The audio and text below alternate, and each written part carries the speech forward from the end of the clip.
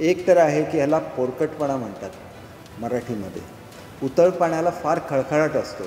आदित्य ठाकरेंना एकतर माहिती नसतं की महाराष्ट्रातली परिस्थिती काय. मी फक्त उद्धव साहेबांच्या बरोबर असलेल्या आदरापोटी आजपर्यंत तुमच्याबरोबर बोललेलो नाही आहे. पण ज्या दिवशी बोलायला सुरुवात करेन त्यावेळेला तुम्हाला खरोखर पश्चात्ताप होईल की एका चांगल्या माणसाच्या अंगावर गेलो आणि आज मी आयुष्यभर पस्तावलो असं म्हणायची तुमची पाळी येईल. मराठी भाषेसाठी मी केलं, मी जाहीर आव्हान आहे, माझ्यावर एका स्टेजवर बसा आणि तुम्ही काय मराठीसाठी केलं आणि मी काय मराठीसाठी 2 वर्षामध्ये करून दाखवलं याचं मी तुम्हाला लेखाजोखा देईन. एक तर आहे की ह्याला पोरकटपणा म्हणतात मराठीमध्ये. उतळ पाण्याला फार खळखळाट असतो. आदित्य ठाकरेंना एकतर माहिती नसतं की महाराष्ट्रातली परिस्थिती काय. महाराष्ट्रामध्ये दारिद्र्यरेषेखालची आणि मागासवर्गीय विद्यार्थी सोडून कोणालाही ड्रेस दिले जात नव्हते. सगळ्या विद्यार्थ्यांना ड्रेस द्यायला मी सुरुवात केली.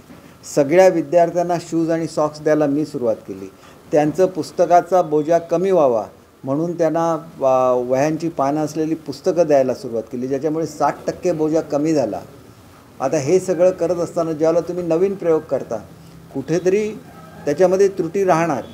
एक गोष्ट निश्चितपणे लक्षात घेतली पाहिजे की महाराष्ट्रामध्ये पॉलिएस्टरचे कपडे दिले जात होते विद्यार्थ्यांना.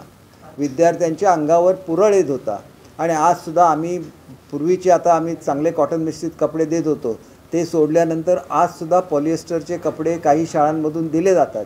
अशा तक्रारी दादा भुसे साहेबांकडे माझ्या उपस्थितीमध्ये आलेल्या होत्या आणि त्यांनी त्याची चौकशी करायचे आदेश दिलेले होते. याच्यामागचा उद्देश काय होता की चांगल्या दर्जाचा कपडा जो सेंट्रल गव्हर्नमेंटच्या एजन्सीने प्रत्येक त्याच्या मॅन्युफॅक्चरिंग स्टेजला टेस्ट केला पाहिजे आणि नंतर महिला आर्थिक विकास महामंडळाने त्याचे ड्रेसेस शिवून दिले पाहिजेत. अर्थात महिला आर्थिक विकास मंडळांचं एवढं काम कधीच केलेलं नव्हतं.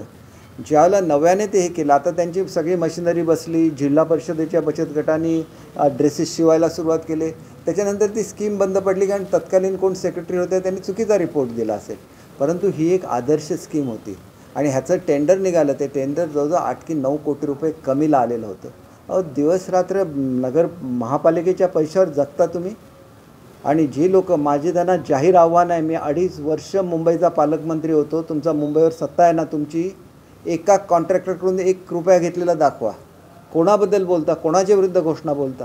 मी फक्त उद्धव साहेबांच्या बरोबर असलेल्या आदरापोटी आजपर्यंत तुमच्याबरोबर बोललेलो नाही आहे. पण ज्या दिवशी बोलायला सुरुवात करेन त्यावेळेला तुम्हाला खरोखर पश्चात्ताप होईल की एका चांगल्या माणसाच्या अंगावर गेलो आणि आज मी आयुष्यभर पस्तावलो असं म्हणायची तुमची पाळी येईल. कारण मी काय असा विनाकारण कोणाविरुद्ध बोलणारा मनुष्य नाही. मला प्रत्येक गोष्ट माहीत असते.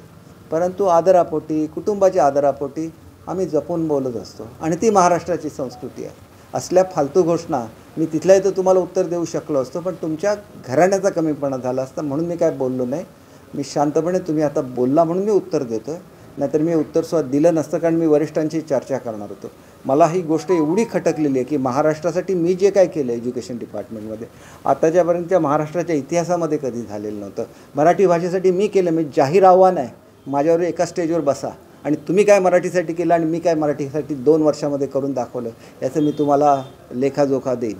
एज्युकेशनमध्ये तुम्ही सांगता की मराठीवर अन्याय झाला. कुठला अन्याय झाला? माझ्यावर स्टेजवर बसा आणि दाखवा. 71 हिंदी कंपल्सरी आहे. त्यावेळेला तुमचं एक आंदोलन नाही झालं हिंदी कंपल्सरी काढून टाका म्हणून. मग आता आंदोलन का केलं? म्युन्सिपाल्टीच्या इलेक्शन तोंडावर आहे म्हणून तुमचं आंदोलन झालेलं आहे.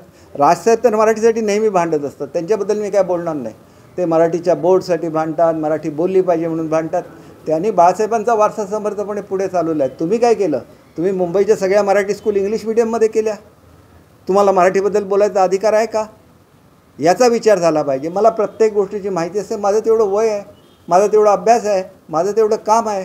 भले मंत्री नसेन, मंत्री नसल्याबद्दल मी कधीही नाराजी व्यक्त केलेली नाही आहे, पण माझं एवढं काम एज्युकेशन किंवा मराठी भाषेमध्ये दुसऱ्या कुठल्याही मंत्र्यांनी करून दाखवलेलं मला दाखवावं. मी माझ्या राजकीय जीवनातून निवृत्ती पत्करेन. आणि म्हणून मला एवढंच सांगायचं आहे की दुसऱ्याबद्दल आदराने बोला. उगाच फालतूपणा म्हणून ह्याच्यावर बसून जिन्यावर बसून ज्यावेळेला तुम्ही आंदोलनं करता त्यावेळेला त्याला एक डेप्थ असते. ते तुम्ही आंदोलन तुमच्या विषयापुरतं बोला. तुम्हाला विरोधी पक्षनेतेपद पाहिजे होतं त्याच्यापुरतं बोला. कोणाबद्दल घोषणा देता? ज्यांनी काहीतरी एज्युकेशन डिपार्टमेंटमध्ये करून दाखवलं त्याच्याबद्दल घोषणा देतात आणि लोकांचा गैरसमज करता. हे सहन करणारा मी मनुष्य नाही. मी मुख्यमंत्री साहेबांची अपॉइंटमेंट मागितलेली आहे, शिंदे साहेबांची अपॉइंटमेंट मागितलेली आहे की ह्याच्यावर काय बोलायचं, आणि नंतर मला बोलायचं. त्यांनी एकदा मोकळीक दिली तर मी सुद्धा बोलायला मोकळा आहे. मी कोणाला घाबरत नाही, आणि घाबरलो असतो तर एवढं मोठं राजकारण कधी आयुष्यात करूच शकलो नसतं. आणि एक गोष्ट मला तुम्हाला सांगायचं आहे, आणि ठाकरे फॅमिलीला सांगायचं आहे, तुमच्या गाडीमध्ये पेट्रोल भरलं जात नव्हतं. एवढा नारायण राणेंचा दरारा होता या ठिकाणी. तुम्हाला हॉटेलमध्ये जागा दिली जात नव्हती. तुम्ही त्यावेळेला बाळासाहेब होते, आणि बाळासाहेबांचा दरारा एवढा मोठा होता, संपूर्ण मुंबईवर बाळासाहेबांचं राज्य होतं. पण सिंधुदुर्गमध्ये त्यांच्या गाडीमध्ये पेट्रोल नाही. त्यांना ह्याच्यामध्ये गोव्यात जाऊन पेट्रोल भरायला लागत होतं. एका हॉटेलमध्ये त्यांना जागा मिळू शकली नाही. तिथं मी लढा दिला. तुम्ही काय केलं? यूज अँड थ्रो केलं ना.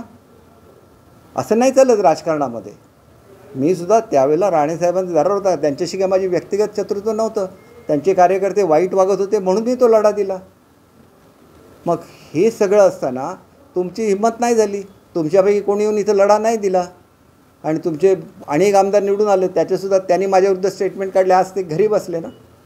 माझी बांधिलकी माझ्या जिल्ह्याशी आहे, माझ्या तत्वांची आहे.